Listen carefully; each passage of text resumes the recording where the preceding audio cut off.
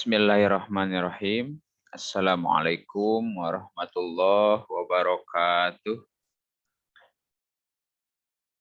A'udzubillah, bismillah, alhamdulillah, wassalatu wassalamu ala rasulillah, wa ala alihi wa sahbihi wa mawalah, la hawla wa la quwata illa billah, amma ba'du.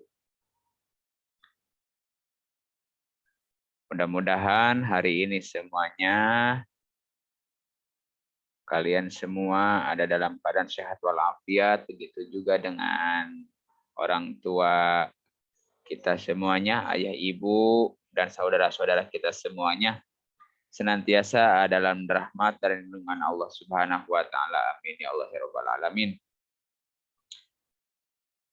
Mudah-mudahan semuanya hari ini sudah melaksanakan pembiasaan sholat sunat duhanya, sudah murojaah untuk tahfiznya, dan sebelum nanti pelajaran komputer, ya kita akan belajar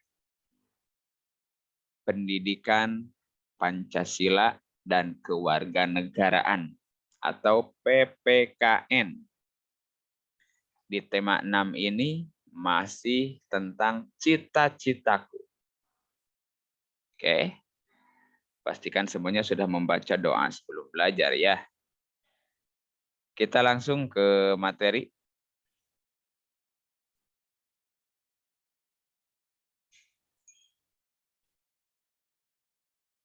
Ya. Masih membahas tentang keragaman kegiatan. Dari keragaman kegiatan tersebut, pasti banyak hobi atau kesukaannya masing-masing. Nah, dari hobi tersebut biasanya banyak yang menjurus ke sananya terhadap cita-cita. Ya, cita-cita itu sesuatu yang ingin dicapai nanti ketika sudah dewasa. Ya. Jadi, cita-cita adalah keinginan yang ingin dicapai. Cita-cita dapat berupa pekerjaan yang ingin dicapai ketika dewasa nanti. Dan kalian semuanya wajib harus mempunyai cita-cita, harus mempunyai keinginan, jangan tanggung-tanggung. Itu, ya. Gantungkanlah cita-citamu setinggi langit. Kan begitu kalau kata peribahasa. Ya, jangan tanggung-tanggung, ya. Itu supaya kalau kita punya keinginan yang luhur, keinginan yang tinggi, maka proses untuk mendapatkan cita-cita tersebut, mencapai cita-cita tersebut, kita pun akan maksimal. Itu akan berusaha dengan keras. Ya, harus berusaha dengan keras. Ya, usaha yang bisa kita lakukan saat ini karena kalian sebagai pelajar, maka tugas kalian untuk menggapai cita-cita tersebut harus belajar dengan giat dan rajin berdoa. Itu saja. Ya, belajar yang rajin, belajar yang giat, buang rasa malas, ya, buang sifat pemalu.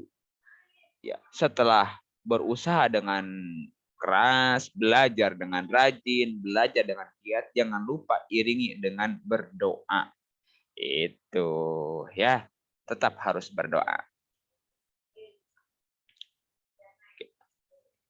Yang selanjutnya, cita-cita setiap orang berbeda-beda.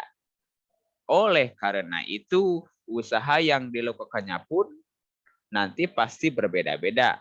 Misalnya, ya, ada anak yang ingin menjadi atlet sepak bola, maka akan giat berlatih sepak bola. Olahraga setiap hari supaya badannya sehat, supaya kuat, nafasnya kuat. Itu, ya.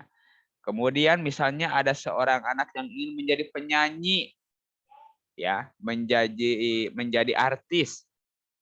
Boleh-boleh saja, ya, tidak ada yang salah dengan cita-cita.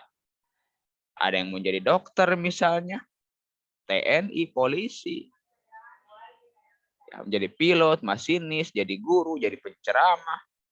Itu silakan saja, sah-sah saja. Apapun cita-cita kalian, ya. Bapak dan Ibu guru, juga orang tua pasti akan mendukung itu. Tapi satu, catat ya, itu. Jadilah pesepak bola yang hafiz Quran. Jadilah artis-artis yang hafal Quran. Jadilah dokter yang hafal Al-Quran. Itu. Jadilah pengusaha-pengusaha yang hafal Quran. Maka insya Allah akan senantiasa berkah dalam hidupnya. Itu ya. Itu makanya tidak salah orang tua kalian untuk menyekolahkan kalian di Nurul Huda. Itu adalah salah satu langkah yang sudah tepat. Itu ya. Makanya jangan sia-siakan kesempatan ini karena tidak semua orang mempunyai kesempatan untuk bersekolah seperti kalian. Banyak teman-teman kalian yang belum bisa bersekolah, dengan nyaman. Itu. Makanya gunakanlah nikmat Allah ini dengan sebaik-baiknya, dengan senantiasa bersyukur dan belajar dengan rajin. Itu. Ya, paham ya? Yang selanjutnya, macam-macam keragaman. Nah, ini. Ya, mungkin kalau di buku tidak terlalu detail, tapi Bapak ditambahkan sebagai catatan buat kalian.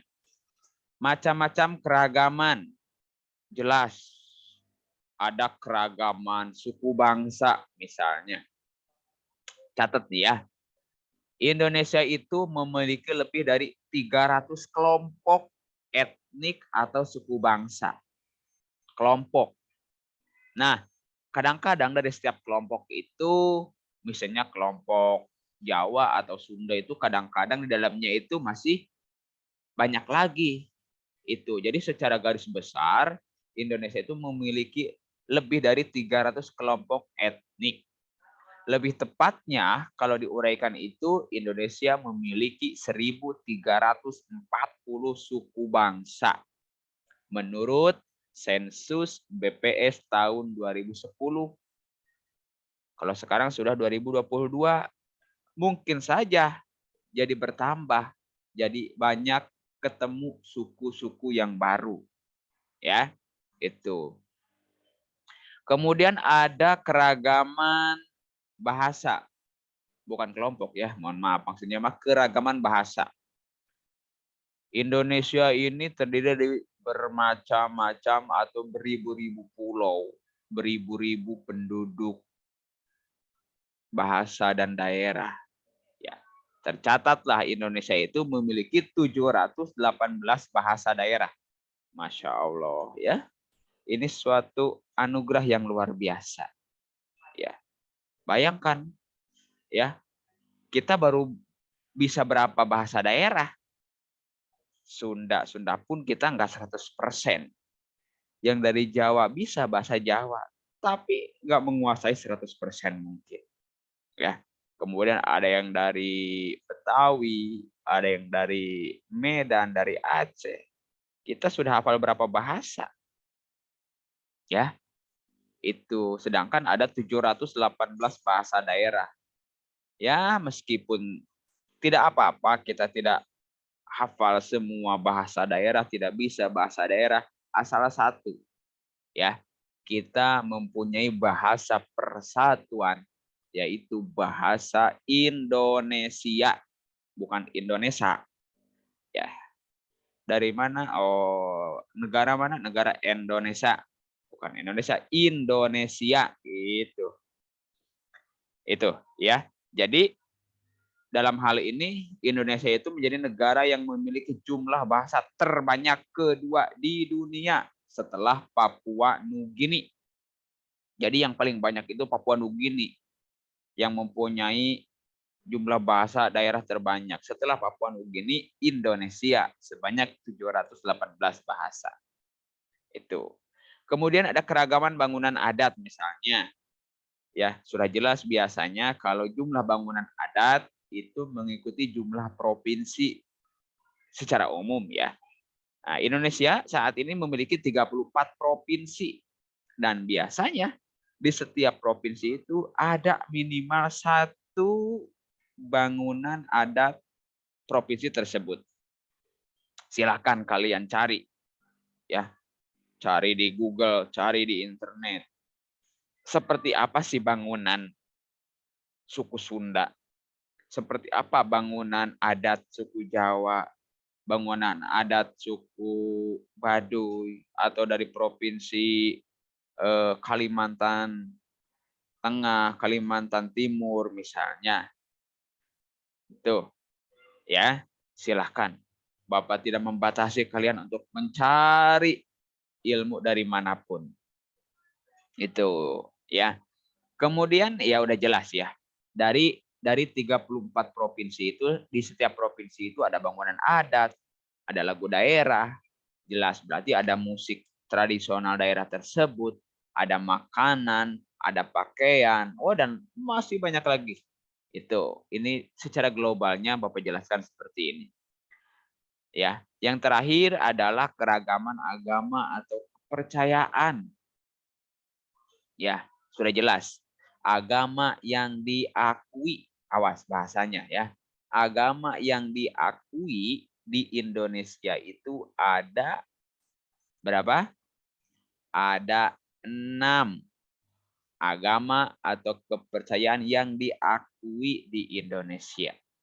Tapi yang kita percaya hanya satu, yaitu agama Islam.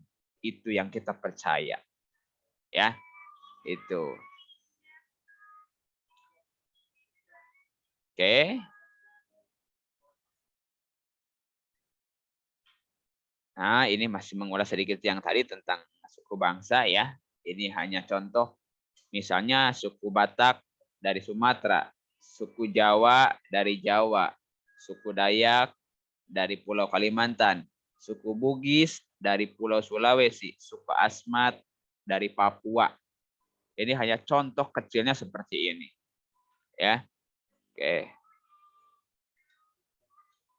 Jelas, seperti yang sudah Bapak jelaskan tadi, setiap suku bangsa memiliki rumah adat.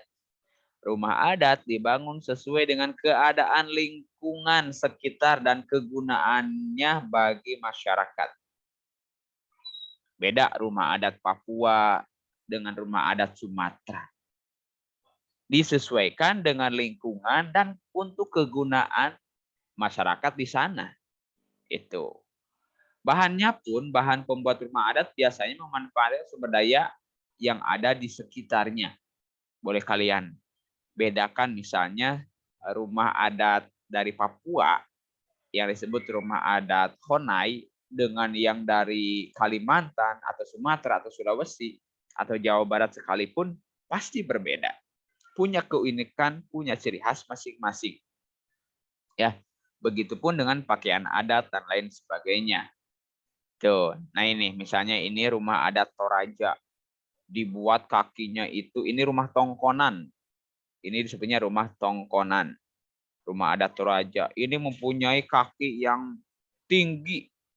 Harus pakai tangga naiknya pun. Kenapa? Disesuaikan dengan kebutuhan. Disesuaikan dengan kegunaannya. Itu. Yang selanjutnya, keragaman agama. Tadi sudah dijelaskan. Ya. Itu agama yang diakui di Indonesia itu hanya ada 6. Islam, Kristen, Katolik, Hindu, Buddha, dan Konghucu. Tempat ibadahnya pun berbeda-beda. Kalau Islam, masjid. Kalau Kristen dan Katolik, mereka sama-sama gereja. Kalau Hindu ada pura, kalau Buddha ada wihara, kemudian kalau Konghucu ada kelenteng disebutnya itu. Ya. Kalian harus hafal, harus tahu. Ketika ngelihat bangunan seperti ini, oh ini rumah ibadah umat Hindu, Buddha misalnya. Itu. Ya. Tapi perbedaan semua ini bukan untuk dijadikan perpecahan. Bukan untuk saling ego-egoan. Merasa kita paling benar, tidak. Ya. Semua ini adalah rahmat dari Allah supaya kita saling mengenal satu sama lain. Itu. Ya. Itu. Tetap kita adalah Bhinneka Tunggal Ika. Berbeda-beda, tapi kita tetap satu tujuan. Itu. Kita ini adalah Bhinneka Tunggal Ika. Itu. Paham? Ya. Oke, nah ini contoh gambarannya. Ya, ini apa namanya? Umat Buddha, ini Kristen atau Katolik, ini Islam, ya. Itu, ini pura, ini wihara, ini contoh, ini gambar kartunya seperti ini. Bisa kalian lihat banyak di Google ya. Rumah-rumah ibadah. Ini bangunan tempat ibadah agama di Indonesia ada 6 ya. Oke. Nah, tugas kita adalah untuk menjaga persatuan dan kesatuan ini harus punya rasa tenggang rasa, toleransi, saling menghormati, saling menghargai. Ya. Itu meskipun kita tinggal misalnya di lingkungan rumah kita ada yang berbeda keyakinan dengan kita, kemudian mereka sedang merayakan hari besar agamanya, tidak apa-apa. Silakan saja. Ya. Itu. Kalau misalnya meminjam halaman sebagai tempat parkir tamu tetangga yang merayakan hari raya keagamaan, misalnya, ya silakan saja. Itu ya. Menjenguk tetangga walaupun berbeda agama, punya tetangga orang Kristen, orang Buddha, orang Katolik sakit, Pak, kita jenguk boleh atau tidak? Silakan saja.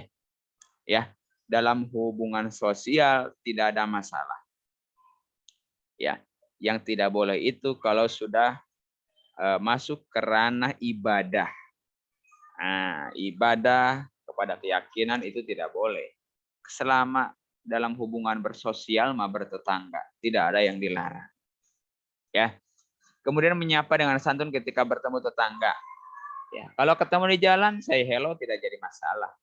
Ya, itu. Kalau sesama muslim jelas mengucapkan assalamualaikum. Ya, itu. Meskipun berbeda agama, nggak apa-apa. Kita kalau bertemu saling menyapa, ya, itu. Nah, ini adalah contoh dari sikap toleransi antar umat beragama. Terima kasih. Itu yang dibahas di tema 6 untuk tema cita-citaku. Selesai untuk materi PPKN. Hanya segitu aja intinya ya. Terima kasih. Silakan kalian buka lagi di bukunya, dibaca-baca lagi. Supaya lebih paham, boleh diulang lagi video ini. Kalian dengarkan lagi baik-baik ya, supaya apa yang telah disampaikan itu ya adalah beberapa yang masuk ya, ada ilmu yang masuk yang bisa diserap, dimanfaatkan dan diamalkan oleh kalian semuanya. Terima kasih. Bapak tutup, akhirul kalam. Wassalamualaikum warahmatullahi wabarakatuh.